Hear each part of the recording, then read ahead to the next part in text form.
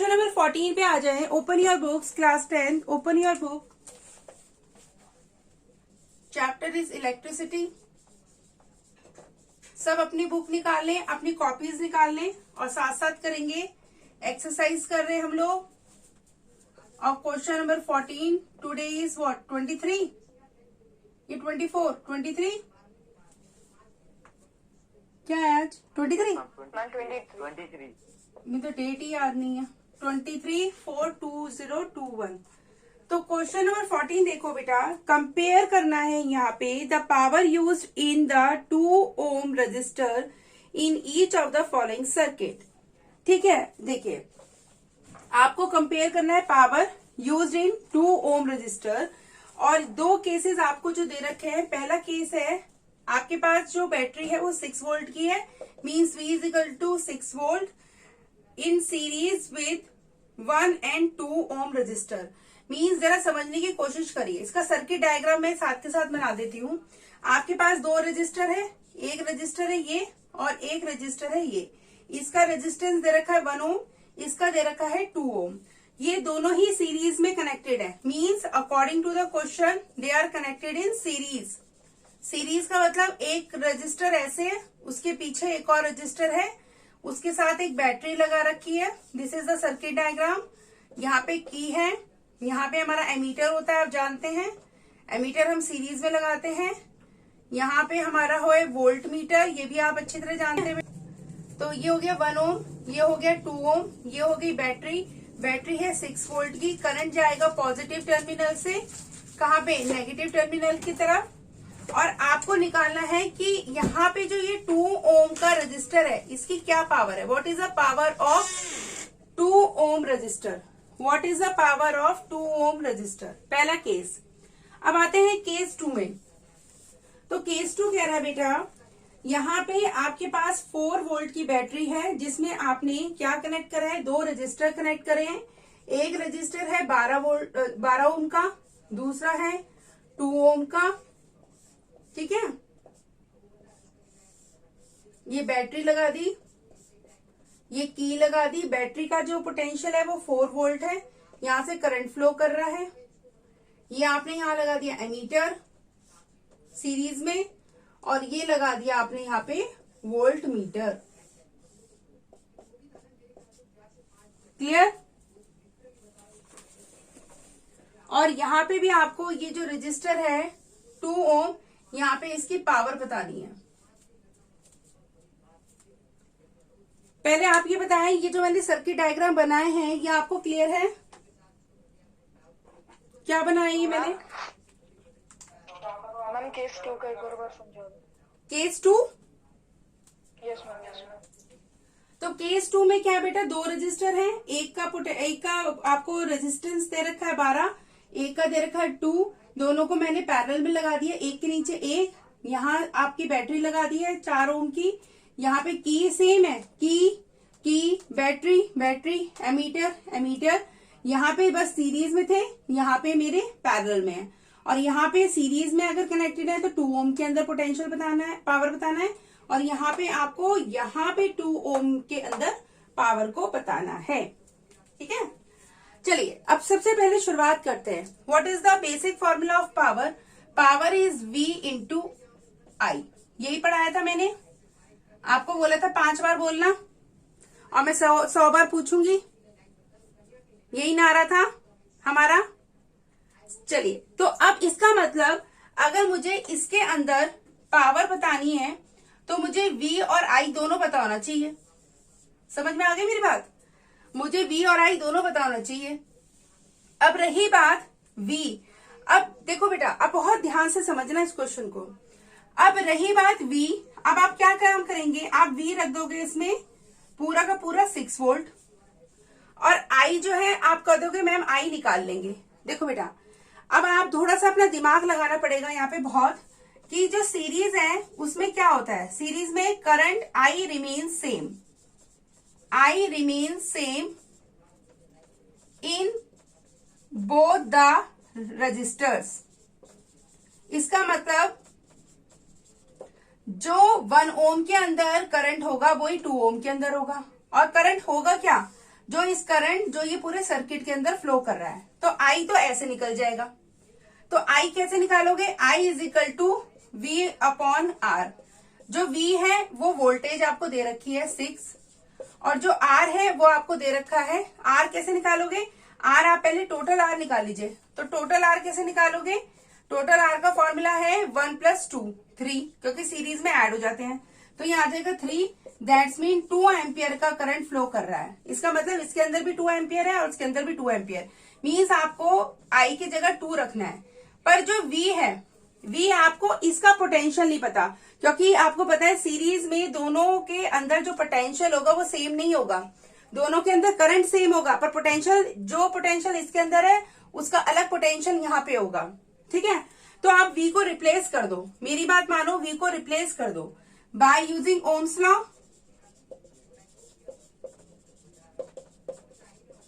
तो V क्या है? I into R. चलिए, तो अब मैं इस V की जगह रख दूंगी P is equal to I into R. ये भी I है मान लो, तो आपका हो जाएगा I² इंटू आर। आई की वैल्यू क्या है बेटा? आई की वैल्यू अभी आपने निकाली है 2 एम्पियर, मीन्स 2 का स्क्वायर करेंगे। और आर जो है, आर आपको वही रखना है जिसके अंदर आपको पावर निकालनी है। तो आर आपका वही होगा, मीन्स 2 ओम, क्योंकि 2 के अंदर ही पावर निकालनी है। तो 2, तो आपका आएगा 2 × 2 = 4, 4 × 2 मीन्स 8। इसका मतलब जो पावर आएगी वो आएगी 8 वॉट। इसका मतलब इसके अंदर जो पावर आई है वो आई है 8 watt. Clear? Clear? Yes ma'am. सबको? Yes ma'am. चले, अब आते बेटा इस केस में। अब इस केस में हमें समझना है कि क्या कॉन्सेप्ट है। हमें यहाँ पे सेम, यहाँ पे भी पावर निकालनी है, और पावर होती है V इंटू आई। अब रही बात कि यहाँ पे जो V है वो V है क्या? देखिए, मैं आपको एक चीज लिख रही हूँ, ये शायद आपको पता भी है कि पैरेलल के केस में, इन पैरेलल, हाँ बहुत बढ़िया, वोल्टेज रिमेन सेम। तो समझिए बेटा, अगर यहाँ पे 4 वोल्ट की बैटरी है तो इसके अंदर भी 4 वोल्ट जा रहा है और इसके अंदर भी 4 वोल्ट जा रहा है। दैट्स मीन मैं पावर इज इक्वल टू यहाँ पे V की जगह 4 रख दूंगी। पर रही बात I की, I इसके अंदर और इसके अंदर, दोनों के अंदर डिफरेंट जाएगा। तो मुझे I नहीं पता, तो मैं ओम्स लॉ की हेल्प से I को लिख दूंगी V अपॉन आर। क्लियर? तो मेरा फॉर्मूला हो जाएगा P is equal to V into I, और मैं P is equal to V, I की जगह रख दूंगी V अपॉन आर। फॉर्मूला बन जाएगा V² अपॉन आर। V की वैल्यू आपको पता है 4 का स्क्वायर, और R आपका कितना दे रखा है 2, क्योंकि आपको 2 के अंदर पावर निकालनी है 2। तो आंसर आएगा 4 × 4 अपॉन 2। तो आंसर आएगा 8 वॉट। क्या आएगा बेटा? 8 वॉट। क्लियर? इसके अंदर भी 8 वॉट आ रहा है और इसके अंदर भी 8 वॉट हो रहा है। Although they both are connected by different arrangement, they have a different arrangement. First is connected in series, the second one is connected in parallel, and both have a different combination. 2 has a combination with 1, whereas 2 has a combination with 12. ठीक है, यहाँ दोनों में ही both have different voltage. In the first case we have 6 volt, in the second case we have 4 volt. Still the answer comes out to be the same. दोनों का जो what है, दोनों का पावर 8 वॉट आ रहा है। अंडरस्टूड? तो question number 15 कह रहे हैं 2 lamps, one rated 100 watt at 220 volt and the other rated 60 watt at 220 volt. तो एक काम करते हैं, यहाँ पे बनाते हैं केस 1 और यहाँ पे बनाते हैं case 2। Clear? Case 1 and case 2। Case 1 में रखेंगे एक लैंप है, मान लीजिए मैंने लैंप की जगह बल्ब ले लिया। इस बल्ब की पावर गिवन है, वो पावर है बेटा 100 और वोल्टेज है 220 वोल्ट। सेकेंड केस में मैंने लैंप बना लिया, मैंने बल्ब बना लिया लैंप के केस में। इसकी पावर भी आपको गिवन है, that is 60 and 220। 60 watt and voltage is 220 volt. ठीक है, are connected in parallel to the electric main supply. अब इन दोनों लैंप्स को मैं कनेक्ट करूंगी पैरेलल में, मींस ये हो गया first one and this is the second one. Both are connected in parallel, one एक इसके ऊपर एक नीचे, ये होता है पैरेलल कॉम्बिनेशन। ठीक है, अब उसके बाद उन्होंने कहा है what current is drawn from the line if the supply of the voltage is 220। Means आपको इस पूरे कॉम्बिनेशन या सर्किट का क्या निकालना है, करंट आई। ठीक है, अब देखो बेटा, जैसा कि ये दोनों पैरेलल में है तो वोल्टेज तो सेम रहेगी, मतलब दोनों के अंदर 220 वोल्टेज की सप्लाई होगी। Means in parallel combination V remain same, और जो कि है 220 वोल्ट। चलो, तो I के लिए मेन क्या है, V अपॉन R। V तो पता लग गई है 220 है, पर R का, इसका R और इसका R, तो इसका मतलब मुझे इसका R पता होना चाहिए, इसका R पता होना चाहिए, फिर दोनों R को क्या करूंगी, रेसिप्रोकल करके ऐड करूंगी, तो मेरा आंसर आएगा। बेसिकली तो यही हो गया, समझ में आया? या फिर कोई मुझे और है जो मुझे समझा सकता है कि मैम आपका ये तरीका थोड़ा सा सही है, पर मैम आप थोड़े लंबे रास्ते से जा रहे हो, मैं आपको एक शॉर्टकट तरीका बताता हूँ या बताती हूँ। तो देखो बेटा, जैसा कि हम जानते हैं कोई, अभी आपसे पूछ रही हूँ, है कोई जो मुझे शॉर्टकट तरीका बता सकता है? पावर के फॉर्मूले से। बहुत बढ़िया। अब देखो यहाँ पे ये जो पावर है, ये कुछ ना कुछ तो इन्फॉर्मेशन देगा ना, इसको तो यूज कर लें, एक बार देख लें। अब देखो, इतना हम जानते हैं कि पैरेलल केस में वोल्टेज सेम रहती है पर करंट डिस्ट्रीब्यूट हो जाता है। इसका मतलब इसके अंदर जाएगा I1 और इसके अंदर I2, और अगर मुझे पूरे सर्किट का करंट निकालना है तो I क्या होगा, I1 प्लस I2। इसका मतलब मैं यहां से I1 निकाल लूं तो P का फॉर्मूला क्या है, V इंटू I1, और यहाँ पे फॉर्मूला क्या है, P is equal to V into I2। यहां से I2 निकालिए P अपॉन V करके, यहां से I1 निकालिए P अपॉन V करके।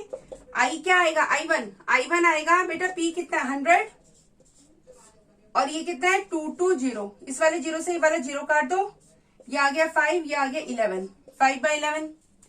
यहाँ पे रखो पावर की वैल्यू 60, वोल्टेज कितनी है 220, जीरो से जीरो काटो 3 और 11। अब दोनों को ऐड कर दो, I1 और I2 को। For total I you will get I1 plus I2। What is total I? These are the sum of the individual current in both the lamps. I1 is what, 5/11, whereas I2 is 3/11. Take the LCM, 11, 5 plus 3, that is 8/11.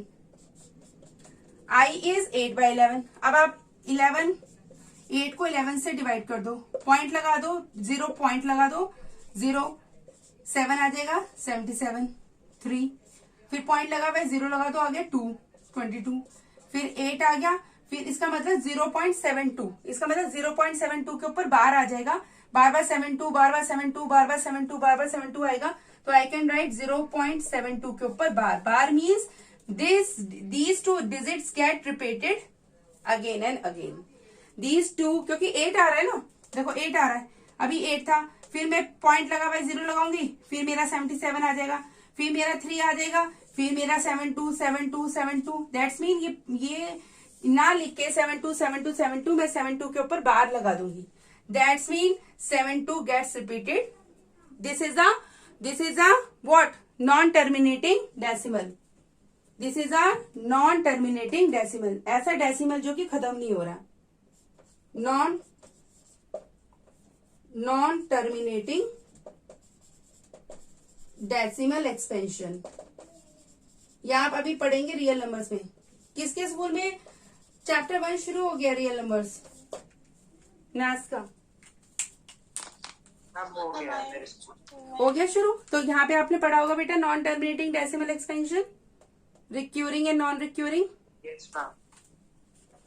Clear है, समझ में आ गया आपको सबको? Yes ma'am. पक्का? चले? Yes ma'am. Arushi Ayushi Arushi कह रही आयुषी, समझ में आ रहा है बेटा? Yes ma'am. कुछ आइडिया मिल रहा है कैसे कर रहे हैं क्वेश्चंस? Yes ma'am. चलिए आगे चलते हैं।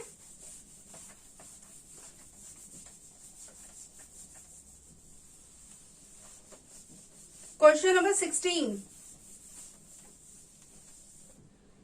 क्वेश्चन नंबर 16 कह रहे हैं विच यूजेस मोर एनर्जी। अब एनर्जी का कंपैरिजन करना है। सबसे पहले 250 watt TV set in 1 hour या फिर 1200 वॉट टोस्टर इन 10 मिनट। यहां पे भी केस बनाते हैं। Case 1, case 2। केस 1 बनाएंगे टीवी के लिए, टीवी सेट के लिए, और केस 2 बनाएंगे टोस्टर के लिए। यहां पे गिवन क्या है, गिवन लिख लेते हैं। पावर है 250 वॉट, जो टाइम है दैट इज 1 आवर। 1 आवर, तो 1 आवर को क्या करेंगे, यू कैन राइट और 3600 सेकेंड्स। ठीक है, मैंने आपको बताया था टाइम की ऐसा यूनिट सेकेंड्स है। टोस्टर के केस में पावर है 1200 वॉट, जो टाइम है वो है 10 मिनट्स। तो 10 को लिखेंगे 10 into 60 is equal to 600 seconds. अब आपसे एनर्जी पूछी है, तो एनर्जी बेटा अब आप खुद बताओ। जो एनर्जी हम यहाँ पे एनर्जी का फॉर्मूला लगाएंगे वो एच का लगाएंगे, हीट का, that is I² into R into T. मैंने आपको पढ़ाया था, कल पढ़ाया था, कल की क्लास में हमने पढ़ा था। मैंने आपसे कहा था 2 फॉर्मूले आप लिख लीजिए यहाँ पे, एक P is equal to V into I और एक H is equal to I² R into T. ये बेसिक फॉर्मूले हैं जो बार बार आपको, मैंने आपसे बोला था कई बार मैं आपसे पूछूंगी, आपको कई बार इनका ध्यान रखना है। हो रही बात क्लियर? चले, तो अब देखिए बेटा, अब हमारे पास है क्या, पहले आप इस चीज को देखें। आपके पास टाइम है, आपके पास पावर है, ठीक है, आपके पास पावर है और आपके पास टाइम है और आपसे हीट पूछी है, ठीक है। तो कैसे निकालेंगे? तो यहाँ पे एक फॉर्मूला है, आपको ये फॉर्मूला लगाने की जरूरत ही नहीं है। आपको याद होगा मैंने आपसे कहा था कि what is power, power is nothing but energy या फिर वर्क अपॉन टाइम। बोला था कि आप कितने समय में कितना कार्य कर रहे हैं। मैंने आपको कल की वीडियो मैंने आज एडिट करी थी, तो मैं हर चीज देख रही थी, तो मैंने कुछ ऐसी बातें भी बोली थी आपसे कि मैंने कहा कि कितने समय में आप कितना काम दे रहे। लो मैम कर लिया, लो मैम कर लिया, लो मैम कर लिया। तो मैं आपसे ये बोलूंगी आप तो बहुत पावरफुल हो। यही बात हुई थी डिस्कस। आज की वीडियो मैंने जो कल की अपलोड करूंगी उसमें यही बात समझाई थी कि पावर क्या होता है, वर्क अपॉन टाइम। वर्क या एनर्जी सेम आप बोल सकते हो, क्योंकि ये चीज बराबर है, जितनी एनर्जी उतना काम, जितना काम उतनी एनर्जी। तो हम क्यों ना इस फॉर्मूले को यूज करें रेदर देन इतना बड़ा उठा के इतना बोझ लेके जाएं। I is equal to H is equal to I² into R into T, यहीं से काम हो जाएगा। चलिए दोनों की ही अब क्या करते हैं, ये वाला फॉर्मूला लगाते हैं। तो इसका मतलब P is equal to energy upon time. निकालनी हमें क्या है, हमें दोनों में एनर्जी निकालनी है। तो E निकालना है तो P और T के मल्टीप्लाई कर दो। E is nothing but P into T, E is nothing but P into T. देखिए बेटा पावर कितनी दे रखी है, 250, 250, और टाइम कितना दे रखा है। बस आपको इसमें ये ध्यान रखना है, गलती मत करना कि 1 घंटा यहाँ पे रख दो और 10 मिनट यहाँ रख दो। टाइम की सेम यूनिट रखना, सेकेंड्स, दोनों के लिए समान होनी चाहिए सेकेंड्स। तो यहाँ पे रखेंगे 3600, ठीक है। और याद रखना अगर पावर आप वॉट में रख रहे हो और टाइम अगर आप सेकेंड्स में रख रहे हो तो एनर्जी की जो ऐसा यूनिट आएगी वो जूल्स आएगी। किसमें आएगी, जूल्स। तो कैसे, कल मैंने आपको बहुत सारी चीजें समझाई थी जो यहाँ पे बहुत काम आएगी। पहले 25 की मल्टीप्लाई 36 से करो, 25 मल्टीप्लाई बाय 36, और जितने जीरो है 1 2 3 उसको 10 की पावर 3 लगा दो, बताया था। अब 25 मल्टीप्लाई बाय 36 करो,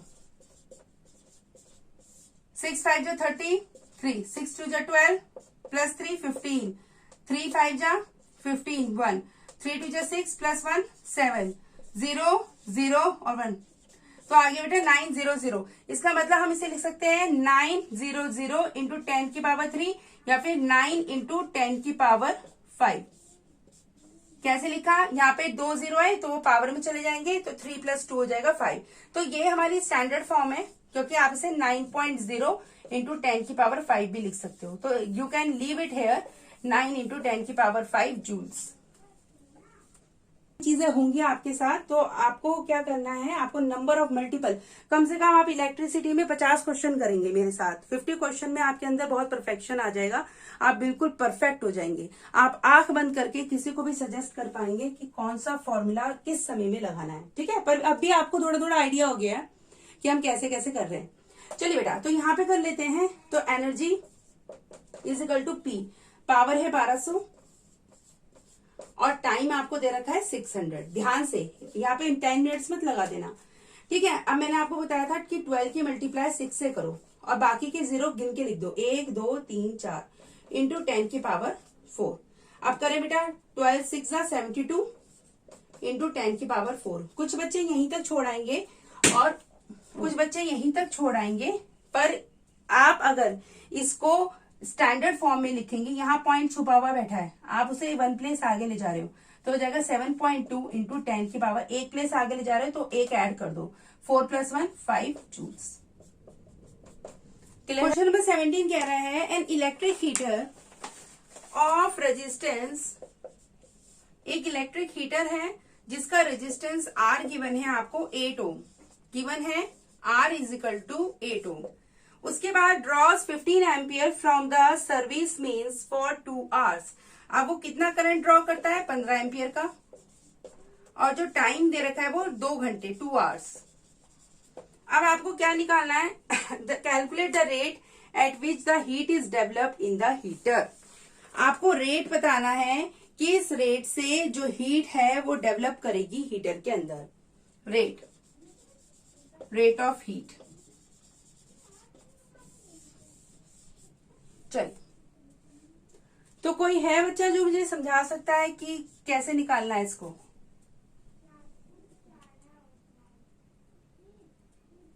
हम फॉर्मूला कौन सा लगाएंगे बेटा? I²R। अच्छा, जो यहाँ पे, अब मुझे नहीं पता कई कैसे करना है, पर यहाँ पे मुझे ये समझ नहीं आ रहा कि रेट का मतलब क्या है। तो शायद आपको याद होगा, अभी आपने 9th करी थी लास्ट ईयर, तो उसमें था rate of change of velocity. Rate of change of velocity का मतलब क्या होता है? The rate of change of velocity is acceleration. समझ में आ रहा है? जहां पे आप क्या करते थे, A is equal to V minus U upon T।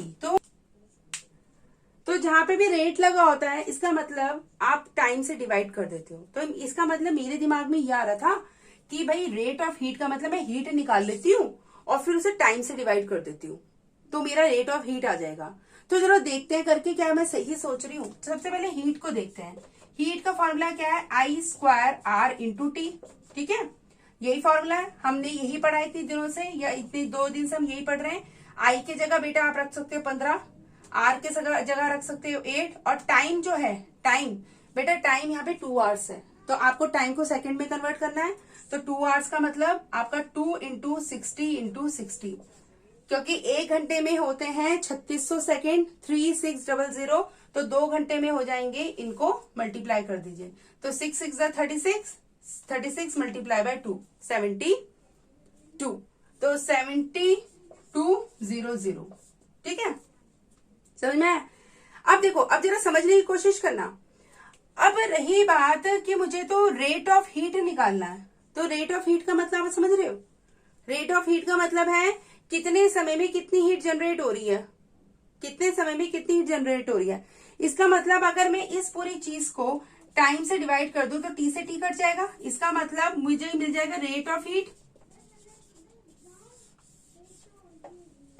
तो इसका मतलब मुझे टाइम रखने की जरूरत ही नहीं है, इसका मतलब सीधा I²R रख दूं तो मेरी हीट, रेट ऑफ हीट आ जाएगी।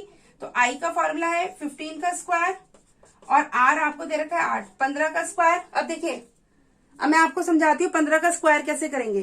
कई बच्चे 15 को ऐसे करेंगे, जिनको याद है, किसको याद है 15 का स्क्वायर? 15 का स्क्वायर कितने बच्चों को याद है? विश्वजीत? 225। बहुत बढ़िया, याद है, याद है। 35 का स्क्वायर बताओ, 75 का बताओ, 65 का बताओ, 45 का बताओ, 25 का बताओ, 95 का बताओ, 125 का स्क्वायर बताओ। तो कहेंगे मैम जरा सांस ले लें, इतने तो हमें नहीं आते, बस 15 का ही आता है। तो मैं आपको तरीका बता रही हूं, कभी भी अगर ऐसे कोई नंबर्स हो जिनके पीछे 5 हो, जैसे 5 का स्क्वायर, 15 का स्क्वायर, 25 का स्क्वायर, 35 का स्क्वायर, 45 45 का स्क्वायर, 55 का स्क्वायर, 65 का स्क्वायर, 75 का स्क्वायर, 95 का स्क्वायर, तो आप 1 मिनट में कर लेंगे। देखो कैसे करोगे। आप सबसे पहले क्या करोगे, मैं आपको बताओ, इसका किसका समझाओ, इसका समझा दूं। सबसे पहले ये देखो लास्ट में क्या है, 5, 5 का स्क्वायर क्या होता है 25, सबको पता है।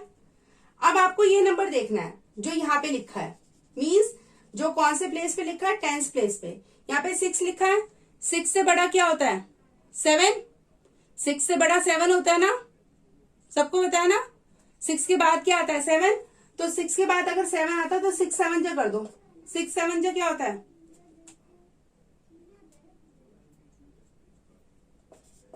42, यहाँ पे 42 लिख दो। चलो 45 का करते हैं, 5 5 जा 25, 4 है यहाँ पे, 4 के बाद क्या आता है 5, 4 5 जा 20, 25 का देखो 5 5 का स्क्वायर 25, 2 के बाद क्या आता है 3, 2 3 जा 6, 95 का देखो 5 का स्क्वायर क्या होता है, 5 का स्क्वायर होता है 25, 9 के बाद क्या आता है 10, 9 10 जा 90। आ गया, किसी का भी निकाल लोगे।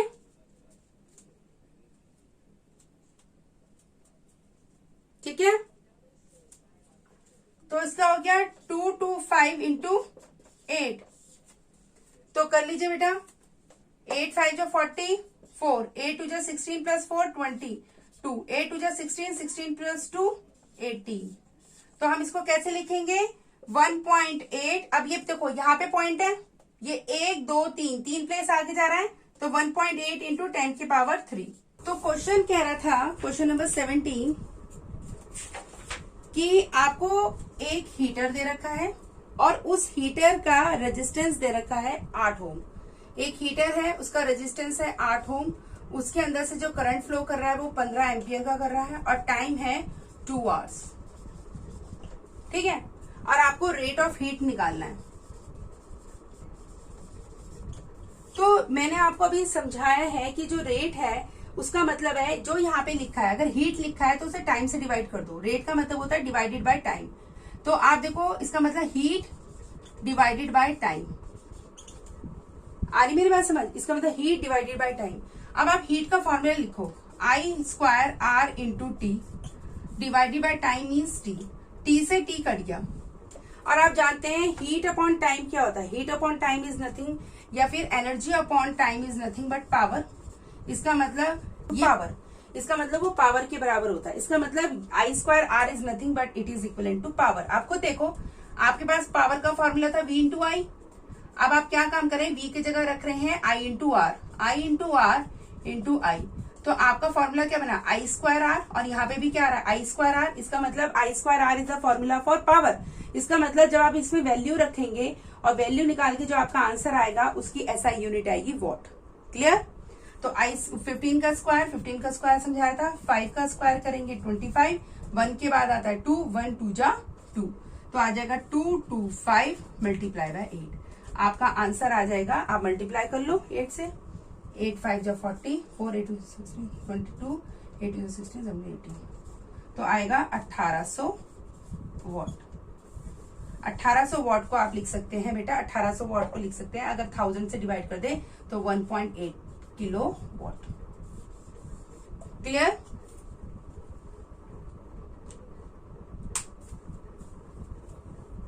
सही है। पीछे आंसर को सही कर ले अपनी एनसीईआरटी बुक में, उसका आंसर काट के आप यहाँ पे ये लिख लें, इट्स आंसर इज 1800 वॉट। ठीक है, समझ में आ रहा है। और जहां पे आपके एनसीईआरटी में ये क्वेश्चन गिवन है वहां पे आप एक चीज और डाल लें, the rate of heat is nothing but heat upon time. The rate of heat of, यहाँ जहां पे भी ये लिखा है तो वहां पे डाल लें कि रेट ऑफ हीट का मतलब होता है हीट को टाइम से डिवाइड करना है। चाहे हिंदी में लिख लें चाहे इंग्लिश में, आप यहाँ पे ये लिख लेंगे, ठीक है। और आप जानते हैं कि हीट अपॉन टाइम जो होता है वो आपका पावर के बराबर भी होता है, ठीक है बेटा, क्लियर है। कोई बात नहीं, एक दो दिन और लग जाएंगे। ये सेकंड वाला एमसीक्यू बता दो। सेकंड वाला, चलिए तो सेकंड वाला क्वेश्चन देखते हैं। विच पेज नंबर बेटा 221, page number 221, which of the following terms does not represent electric power in a circuit. बहुत बढ़िया, एक्सीलेंट क्वेश्चन है। चलिए आ जाते हैं। तो क्वेश्चन नंबर सेकंड है कि भाई आपको बताना है, देखो मैं चारों ऑप्शन लिख लेती हूँ और आपको बताती हूँ कि इसमें से कौन सी नहीं हो सकती। ए है I²R, बी है IR², सी है VI और डी है V²/R। और आपको बताना है इनमें से कौन सी पावर का टर्म नहीं है, मतलब पावर इनमें से कौन सी नहीं है। देखो सबसे पहले ये तो हम जानते हैं पावर इज V × I, ये तो हम जानते हैं। मैंने आपसे बोला था कि 5 बार याद करो, 100 बार पूछूंगी, तो वही वाला आ रहा है कि P = V × I। इसका मतलब ये तो होता है, टिक कर लो। अब क्या करना है, अब आप क्या लगाएंगे, ओम्स लॉ। अब ओम्स लॉ लगाते रहो। V को लिखो I × R, तो यहाँ पे V की जगह लिख दो I × R × I। तो पावर का फॉर्मूला क्या बन जाएगा, power is nothing but I²R। कहीं पे आ रहा है I²R, ये रहा। तो ये भी पावर का फॉर्मूला है, समझ में आ रहा है, क्लियर है। अब आ जाते हैं नेक्स्ट। मैंने V को रिप्लेस कर दिया, मैंने यहाँ V की जगह ये वैल्यू पुट कर दी। अब I को रिप्लेस कर देते हैं। अब I की जगह क्या रखूंगी, I = V/R। तो इस I की जगह मैं रखूंगी P = V, I की जगह V/R। तो फॉर्मूला बन गया V²/R। क्या ये फॉर्मूला आ रहा है, ये रहा।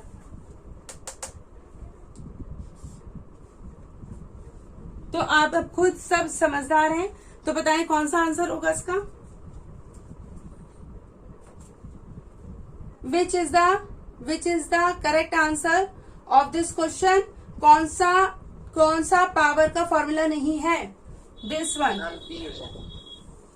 This is not the formula of power. Clear बेटा,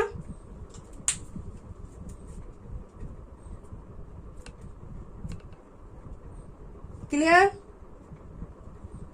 यस मैम। चलो तो मिलते हैं हम मंडे को, मैथ्स करेंगे। चलिए बेटा, बाय, टेक केयर।